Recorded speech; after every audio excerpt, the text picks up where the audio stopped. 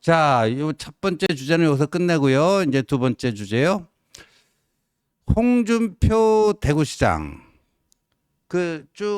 최근 어록을 한번 우리 송 대변인이 한번 소개를 해 주시죠. 우리 혹시 화면으로 준비가 되어 있나요? 화면 얘기할 때 화면 관련된 페이스북 메시지 띄워 주세요. 예.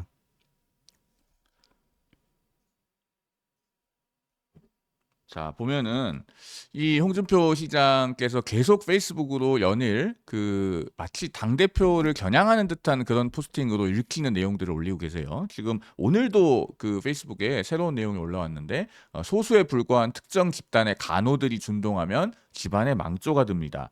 뭐 레밍 같은 간호들이 설치면 그 당은 더 이상 존속하기 어렵습니다. 뭐 이런 얘기를 하셨고요. 그다음에 그 전에는 아마 이게 어제 밤으로 보이는데요. 뭐 백날의 꿈에 불과한 그 꽃을 피우려고 찬란한 봄날을 그리 분주히 보내셨나요? 뭐 그 큰 권력은 모래성이라는 걸 뒤늦게 깨달을 때는 이미 늦었습니다. 뭐 누구라고 지적하진 않았지만 지금 홍준표 시장께서 계속 연일 한동훈 대표를 비판해왔기 때문에 저런 것들도 행간이 지금 한동훈 대표를 의도한 것이 아니냐. 라고 좀 보이는 부분이 있죠. 지금 10월 30일이면은 한동훈 대표가 취임 100일입니다. 네. 그런 시점에서 지금 백날의 꿈에 불과한 그 꽃 피우려고 찬란한 봄날을 그렇게 분주히 보냈느냐, 뭐 이런 얘기들이 지금 올라와 있고요. 그 다음에 또 그 전에 하나 더 올린 게 있는데 이것도 아마 어제인 것 같습니다. 이재명 대표와 대적하라고 뽑아줬더니 야당에는 한마디도 안 하고 대통령 공격하고 여당 내 분란만 일으키는구나. 그러면서 뭐 한 줌도 안 되는 레밍 데리고 도대체 지금 무슨 짓을 하고 있는가. 이런 내용들을 올리셨어요. 전부 다 그 한동훈 대표라고 하는 명시적인 표현은 없지만 내용으로 봤을 때 한동훈 대표에 대한 것으로 읽히는 그런 내용입니다. 그래서 제가 지금 이런 내용들을 보면서요. 제가 홍준표 시장께 꼭 드리고 싶은 고언이 있는데 저런 포스팅을 통해서 우리 당이 이익 집단처럼 보이지 않게 해주십사 라는 말씀을 간곡하게 드립니다. 이익 집단. 제가 왜 이런 말씀을 드리냐면요. 홍준표 시장이 2021년 11월 26일에 그 당시에 페이스북에 이런 내용을 올린 적이 있어요. 모든 것이 로마로 통하듯이 정당의 모든 것은 당대표를 통해야 합니다. 당대표를 패싱하고 당대표를 깔보는 정당은 이익 집단에 불과하지 정당이라고 보기 어렵습니다.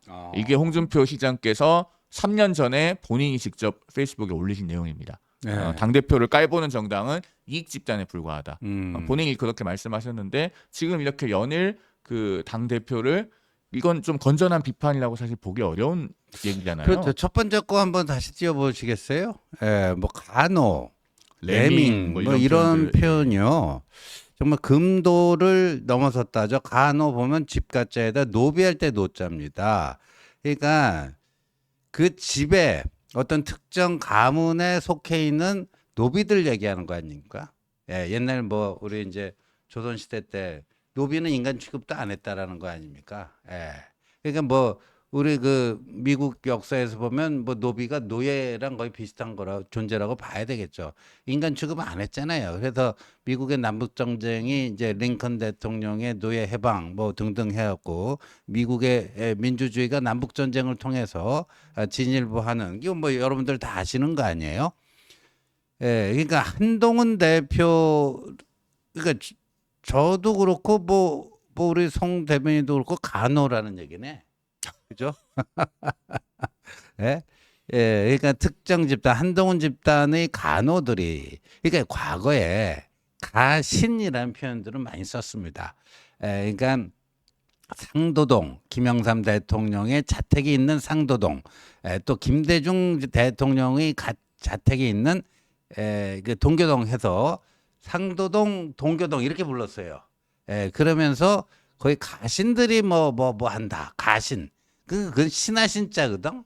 신하신자예요. 그렇죠. 그러니까 그것도 왕과 신하라고 하는 그거에 비유했다는 점에서 좀 전근대적이기는 하나. 그래도 그 정도까지는 봐줄만 하다는 거죠. 가신. 근데 이제 이 홍준표 시장은 간호. 그러니까 한동훈의 노비들이다. 뭐 그런 얘기예요. 쉽게 얘기하면. 그다음에 뭐 레밍 같은 간호들이 설치면 그 당은 더 이상 존속하기 어렵습니다. 이러지 않았습니까? 그 레밍이 저렇게 외래어로 돼 있으니까 뭐 레밍이 뭐지? 쥐새끼예요, 쥐새끼. 예.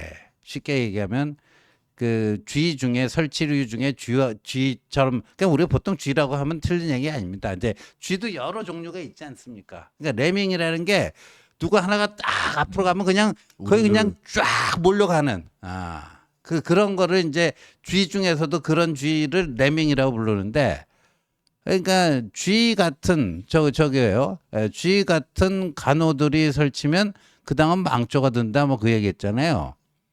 근데 이 전당대회 국면에서 홍준표 시장이 그 대구 매일신문 뭐 유튜브에 나와서 인터뷰를 합니다.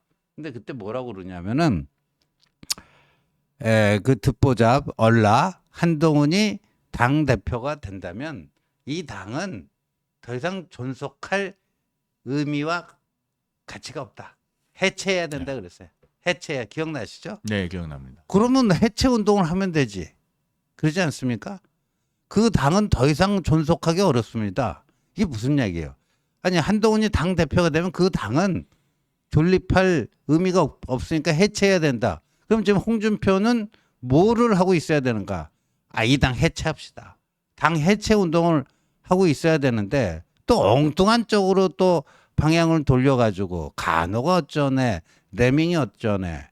저 정도 되면 저 간호, 저 정도 되면 저게 페이스북에 저런 글을 썼으니까 그 노비에 비유한 거 아닙니까? 노비라고 한 거예요. 간호들이라고. 그러면 저거는 뭐 제가 봐서는 모욕죄도 충분히 성립 가능한 정도의 금도를 넘어선 그거 아니냐. 근데 저거를 뭐 법률적으로 의유라고 하는 게 이제 별 의미가 없는 것 같습니다. 홍준표 시장에게는. 제가 두 가지 좀 덧붙여서 말씀드리고 싶은데요. 그 홍준표 시장이 이제 저런 포스팅을 했는데 그 전당대회 국면에서 말씀하신 것처럼 뭐 한동훈 대표에 대해서 초짜 그다음에 뭐 애 이런 표현 많이 쓰지 않았습니까? 그랬죠. 사실 나이가 50 넘은 애가 어디 있는지 잘 모르겠는데 그런데 그렇게 그 한동훈 대표에 대해서 애라고 공격했던 홍준표 시장 2021년 11월 26일 그 페이스북 포스팅에서는요. 마지막에 이런 문장으로 끝나요. 아무리 나이가 어려도 선출된 당대표가 당의 제일 어른입니다. 이 당시의 대표는 이제 이준석 대표입니다. 그러니까 나이가 어려도 선출된 당대표가 당의 제일 어른입니다. 이랬는데 한동훈 대표에 대해서는 그렇게 뭐 애라고 공격해 마지 않더니 지금도 계속 저렇게 융단 폭격을 퍼붓잖아요. 본인이 2021년에 하셨던 그 말씀하고 비교해 보면은 이게 국민들께 어떻게 보이는지 한번 좀 생각을 해보셨으면 좋겠고 그 다음에 지금 뭐 간호, 뭐 레밍 이런 부분들 지적을 해주셨습니다만 이게 홍준표 시장께서 과거에 당 대표였던 시절 같으면요 저런 정도 발언이면 윤리위에서 제명될 수도 있어요.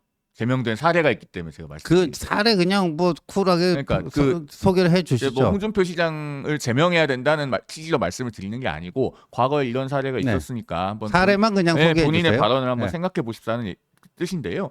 그 2017년 9월이죠. 당시에 류여해 자유한국당 최고위원 기억납니다. 이분이 이제 홍준표 당시 당 대표를 여자를 무시하는 마초 뭐 등등등 뭐 그 외 발언도 많이 있었는데 이런 그 발언으로 공격을 해서 윤리위에 회부가 됐어요. 그래서 당시에 당 최고위원인데 제명 결정을 받았습니다. 윤리위에서.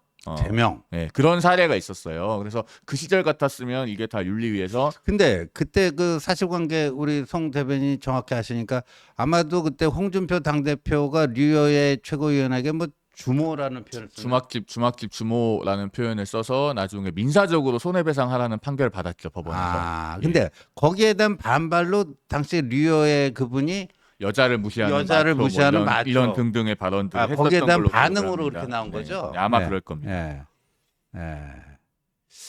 그러니까 그때였고 제명됐어요. 제명 결정을 받았죠 윤리위에서. 류여의 참 그러니까요. 그러니까 아니 저는 좀 이제 정치인이요 논리적 일관성, 논리의 일관성을 유지하는 게 쉽지는 않습니다. 왜냐하면 그때 상황에 따라서 조금씩 또 변신해야 되고 그게 이제 어쩔 수 없는 정치 현실이에요. 현실을 떠나서 뭐 국사를 논한다는 게 이게 뭐 이론적으로는 참 고결하고 뭐 좋은 것 같지만 선비가 아닌 이상 현실의 정치인은 조금 뭐 논리가 약간씩 꼬이고 뭐 하는 일이 있습니다. 근데 그것도 뭐 어느 정도가 있어야 되는데 홍준표 대표는 이준석 대표 시절에는 아무리 나이가 어리다 해도 당의 최고 어른은 당 대표이시다. 니들 까불지 마라. 이랬던 사람이 이준석보다 나이가 훨씬 많은 나이가 훨씬 많은 아마 그 한동훈 대표가 73년생이죠. 그렇죠. 이준석 이준석 의원이 대표가 85년생이니까 띠동갑이에요. 한 바퀴. 12살 더 많은 한동훈이 또 뭐가 되려니까 얼라가 어쩌고 걔는 어쩌고 뭐 또 이래요. 근데 본인은 몇 살 때 국회의원 됐죠? 본인 몇 살 때 국회의원 됐는지 그것도 아마 까먹은 것 같아요.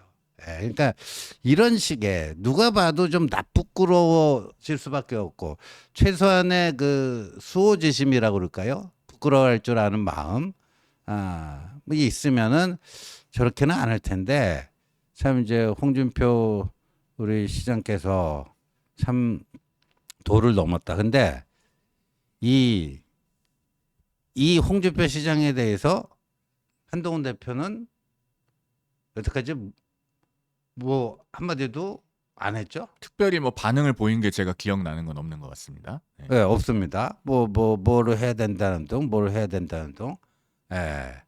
그렇습니다. 아마 근데 본인을 향해서 또 뭐 이런 정도 수준의 만약에 비난을 퍼부으면 가만 못 있죠, 또 이분은. 가만 못 있어요. 그래서 그런 건데.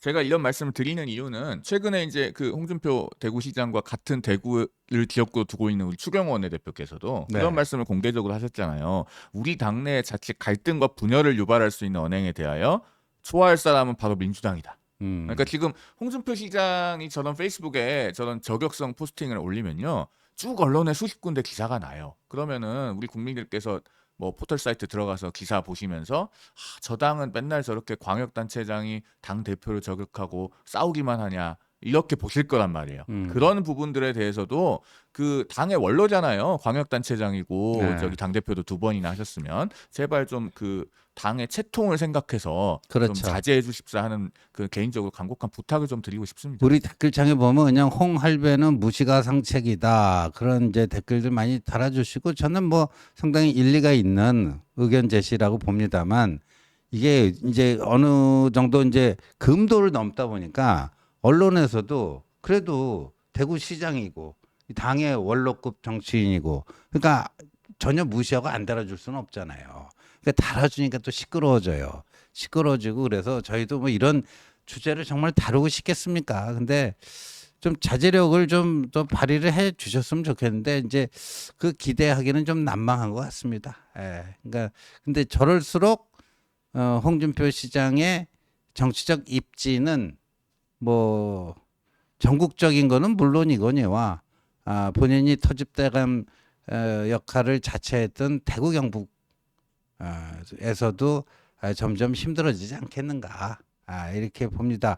엊그저께 대구 갔을 때 일부 그 강연장에서 일부 몇몇 분들이 한동훈 대표를 향해서 비난을 퍼붓기도 했지만 절대 다수의 수백 명에 달하는 청중들 우리 당원들과 지지자들은 한동훈이 보수의 희망이다.